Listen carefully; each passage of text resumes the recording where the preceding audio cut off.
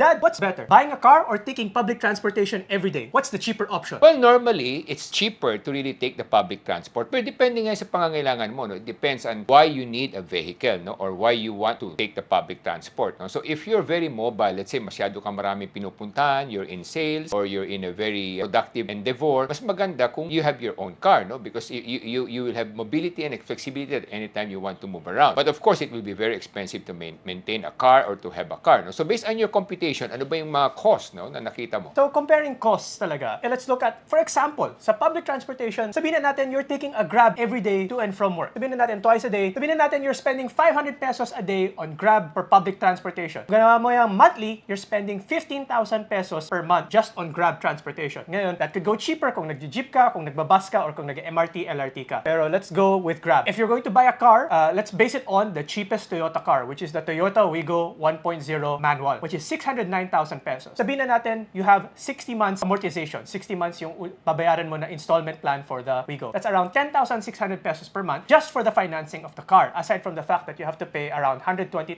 pesos in down payment. Pero, so that's 10,600 pesos per month just for the car. Assuming you have parking, maintenance, gasoline, you can expect to spend around 20 to 25,000 pesos just to have a car every day, which is even the cheapest car na nga available. If you compare buying a car, even on installment, versus taking public transportation, the most expensive form of public transportation, you're still saving money just taking a Grab every day. Okay, of course, ang mga challenges yan are the following. No? It may be cheaper to really take the public transportation, especially if your activity or your job or your way of life or your way of living and your way of making money is not really dependent on your mobility. No? Of course, it's more advantageous to take the public transport because if you have your own car, remember, as what Kuya ng Bayan has said, you will not only spend for the amortization of the car, but at the same time, you have to pay for its insurance, you have to pay for gasoline, you have to pay for parking, not only at where you're going, but at the same time, where you will park it at night, especially if you're staying in an area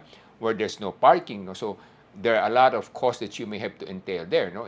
Not only because you have to park it somewhere else, or baka if you park it in your house, or in the street, it may get towed, it may get clamped. No? So then, of course, the cost of maintenance is also very expensive, no? Because you have to replace the battery at least once or once every year or once every 2 years, and at the same time, the tires. No? So that's also another big cost, no? Another big amount that you have to shell out every time you have to replace all those items. But again, on the other hand, kung ang trabaho mo naman, if your job is such that it can pay for the car itself, and at the same time, it provides you flexibility, mobility, and the feeling of privilege, then of course buying a car would be the best option if your income can afford to pay for it, no? Or unless your company has a car plan that wherein part of the cost will be subsidized by the company because you can use it for productive endeavor to help the company accomplish more, then it's always best to have a car if that's the direction. But if you're talking about purely on the financial side,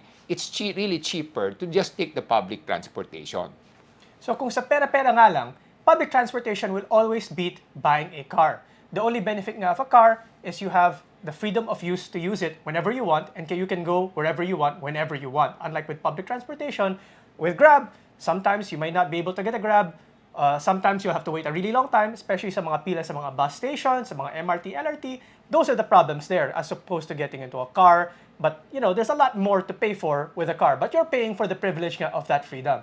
Yes, and of course, if you have a car, most likely you have to be more productive, you have to be more dynamic so that you can afford to pay for that car. No? That's why if you take note, in the Philippines, there are around 4 to 5 million cars, but there's only like close to 1 million car owners. That means to say, these car owners have an average of at least 4 to 5 cars per individual or per company, because some companies can own as many as hundreds of cars, no? Especially the pharmaceutical companies and the big companies. But again, it goes to show that having a car is really for the privilege. No? So if you think you can earn enough income to be part of that group, then why not? But again, if you think it's really going to be very burdensome for you, then it's better to take the public transportation.